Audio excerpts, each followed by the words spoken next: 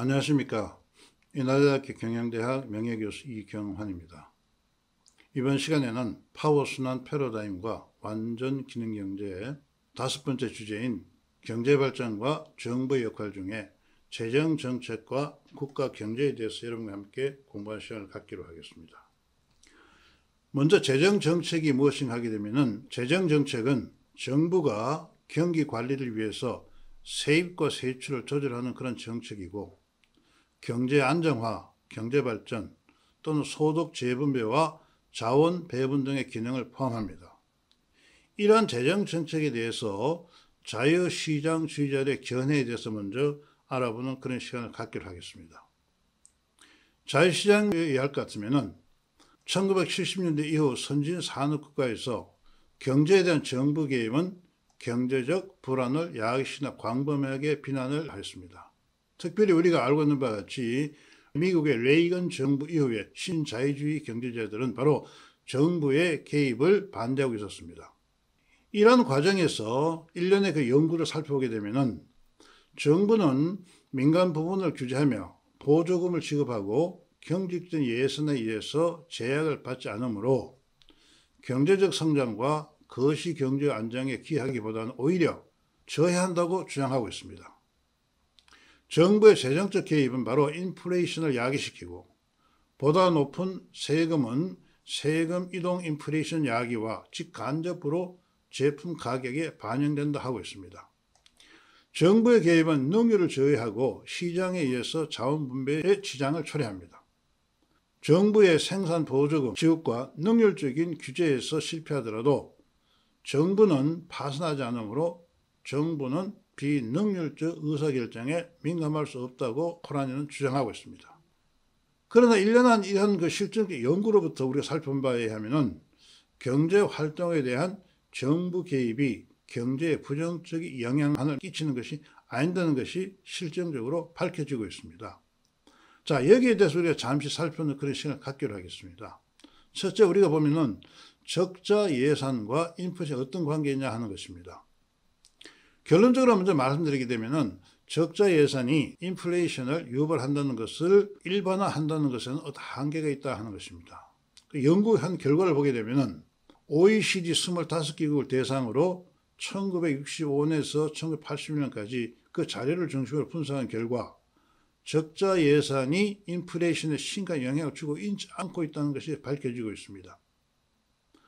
또한 2차 대전 이후에 선진 개발 국가를 대상으로 정부 예산 규모와 인플레이션의 관련성 연구에서 정부 예산 규모, 예산 확대 비율과 인플레이션은 바로 정해, 즉 플러스의 관계가 없다는 것이 밝혀지고 있다고 주장하고 있습니다.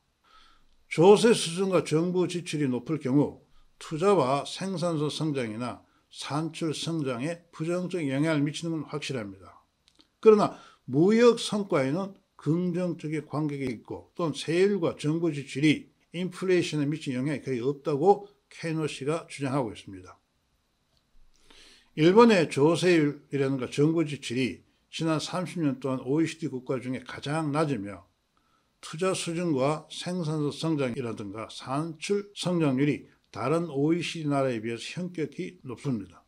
일본 정부는 경제 활동의 다양한 부분에 개입하고, 일본의 경제적 성공은 정부의 직접 개입과 소득의 균등 분배 및 낮은 세율과 정부 지출의 결합의 산물이라고 주장하고 있습니다.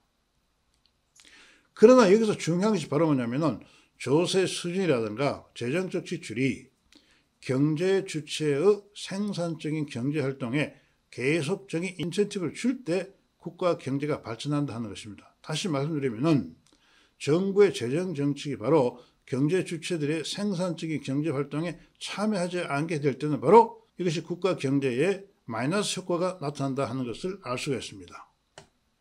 또한 사회복지와 관련된 양도금과 국가 경제를 살펴보기로 하겠습니다. 여기서 말하는 양도금이라는 것은 질병 치료라든가 노약자와 실업자를 위한 사회복지 분야 등에 관련된 정부의 그런 지출을 의미합니다. 이런 정부의 양도금과 국가 경제 분석한 내용을 보게 되면은 1960년대, 90년까지 분석 내용을 살펴보기로 하겠습니다.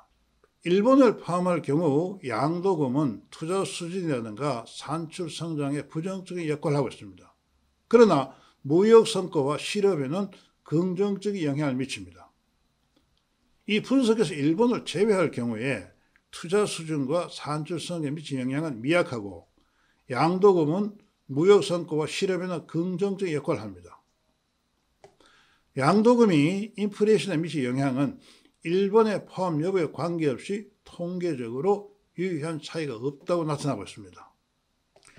또 양도금과 국가 경제 분석에서 내용을 보게 되면 양도금이 일정 수준을 넘을 경우에 경제 성장에 역효과를 미친다고 분석하고 있습니다. 그래서 양도금의 한계가 GDP의 16% 수준이라고 지금 연구되고 있습니다. 미국의 경우 1980년대 사회복지에 사용 양도금은 1960년대 후기에 비해서 2배 정도 증가하고 있으나 총 인구에서 빈곤층 비율은 감소하지 않고 있다고 합니다.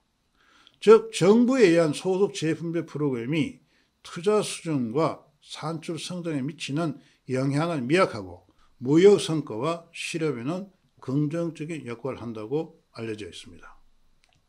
자, 그렇다면 우리는 이슈가 되고 있는 재분배 정책과 빈곤 문제가 어떻게 될 것 같느냐 살펴보기로 하겠습니다. 세금이나 정부 지출, 교부금 프로그램이 국가 경제에 미친 영향은 긍정적인 측면과 부정적인 측면이 공존하고 있다 하는 것입니다.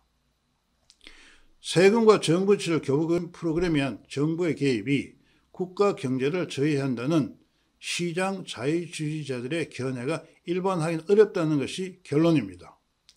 이런 결론을 어떻게 유도했나 살펴보게 되면 1960년대 후기 이후 재분배 정책의 빈곤 문제 효과는 생산성이나 실질 소득의 성장 침체와 실업률의 극적인 증가, 임금 불평등 확대로 상쇄되고 있다 하는 것입니다. 미국의 양도금 프로그램이 복지 이전적 성향을 조장하게 구조화되어 있어서 수혜자들이 일을 하기보다는 사회 복지에 안주하려는 그런 성향에서 문제점이 있다고 모리가 이런 연구를 하였습니다. 1960년, 1990년 사이에 GDP 대비 사회복지기금의 평균은 미국이 8.7%, 오스트리아가 7.3%, 영국이 10.3%, 캐나다가 9.4% 수준입니다. 미국을 제외한 세 나라는 노동수익과 독립적으로 복지 비용을 지급하고 있어서 수혜자의 노동 의욕을 저하시키지 않고 있으나 미국은 이와 다르게 수혜자의 노동 수익과 복지급여의 수익 간의 트레이드오프를 조장하고 있다 하는 것입니다. 앞에서 든 이 세 나라는 바로 빈곤 추방을 위해서 복지기금을 보다 효과적으로 적용하고 있다 하는 것입니다. 우리나라의 경우도 보게 되면 실업수당에 의존하려는 그러한 성향이 최근에 나타나고 있어서 사실 이것이 바로 실업수당이 지급하는 것이 방법이 중요하다 하는 것을 알 수가 있습니다. 왜냐하면 실업수당을 무조건 지급하는 것보다는 이 실업수당에 의해 가지고 지급하면서 다시 한번 실업자들 하여금 노동 현장에 참여할 수 있는 그러한 인센티브 제도가 필요하지 않나고 생각해 봅니다. 또한 우리나라의 경우 2021년 1분기 최하위 20%의 가구당 소득이 1년 전보다 9.9% 늘었으나 실제 근로소득은 바로 3.2% 감소하고 있습니다. 정부가 국민 세금으로 이전 소득이 23% 늘어나서 이들의 전체 소득이 늘어난 것입니다. 그러나 실제로 이들의 근로소득이 32% 감소했다 하는 것입니다. 이건 바로 사회 재분배 정책이 노동자들의 하여금 근로이익을 저하시키지 않는 하는 우려가 계속됩니다. 다시 말씀드리면 수혜자의 노동이익을 저하시키지 않은 이러한 재분배 정책은 빈곤 문제나 경제 발전에 긍정적인 역할을 하고 있다 하는 것입니다. 자, 지금까지 우리는 정부의 다양한 재정 정책을 통해서 국가 경제를 발전시킨다는 그러한 실정 예를 한번 살펴봤습니다. 결과적으로 보게 되면 적자 예산의 인플레이션 유발이라든가 세금, 정부 지출, 교부금 프로그램에 의한 정부의 개입이 국가 경제를 저해한다는 시장 자유주의자들의 견해를 일반화하기는 어렵다 하는 것입니다. 즉 다시 한번 이것을 살펴보게 되면 조세 수준이라든가 재정적 지출이 경제 주체의 생산적인 경제 활동에 계속적인 인센티브를 줄 때 국가 경제가 발전한다 하는 것입니다. 또한 수혜자의 노동 의욕을 저하지 않는 재분배 정책은 빈곤 문제를 해결하고 또한 경제 발전에 긍정적 역할을 합니다.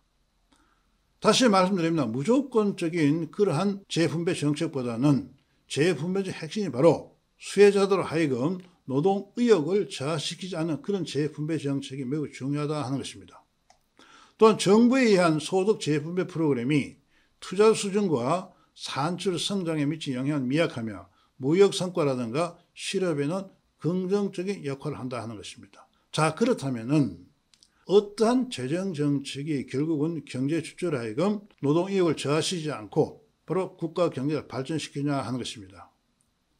이러한 문제를 해결하기 위해서 우리는 지난 시간에 살펴본 바와 같이 자유 경쟁 시장은 바로 경제 주체들의 생명력에 의해서 자유 경쟁 시장이 일어난다 하는 것입니다. 그걸 다시 한번 살펴보게 되면은 우리는 지난 시간에 그림 2의 4를 통해서 경제 주체들의 생명력이 바로 완전 균형 경제를 만들어내는 것을 학습하였습니다. 이것을 다시 한번 살펴보면은 경제 주체들의 생명력이 활성화될 경우 이 경제 생명력이라는 소리 아는 바와 같이 사람들이 가지고 있는 선천적인 자아실현 경향성입니다. 이 자아실현 경향성은 사람들 하여금 완전 자아실현을 나아가고자 하는 내재적 동기를 만들어냅니다.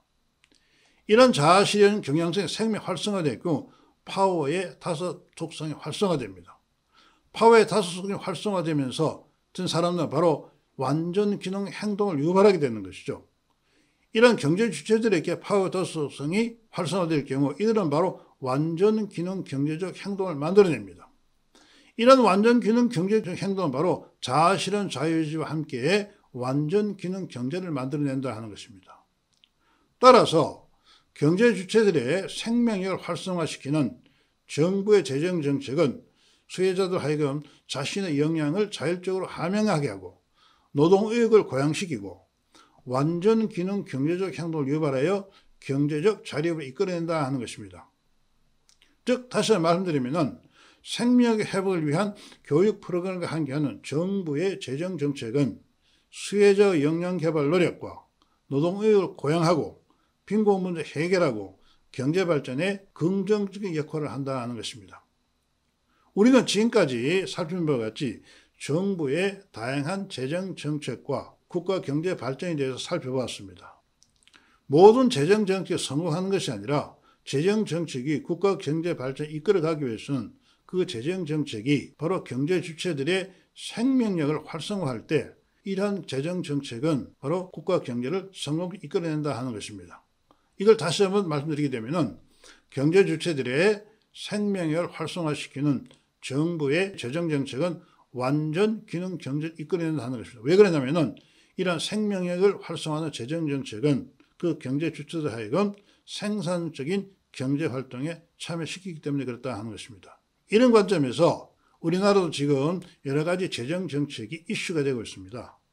우리나라의 그 재정 정책이 진정 우리나라 경제 주체의 생명력을 활성화하고 있나 하는 관점에서 재평가하는 것이 국가 경제의 발전을 위해서 가장 유익한 그런 길이 되지 않겠나 하고 설명을 드립니다.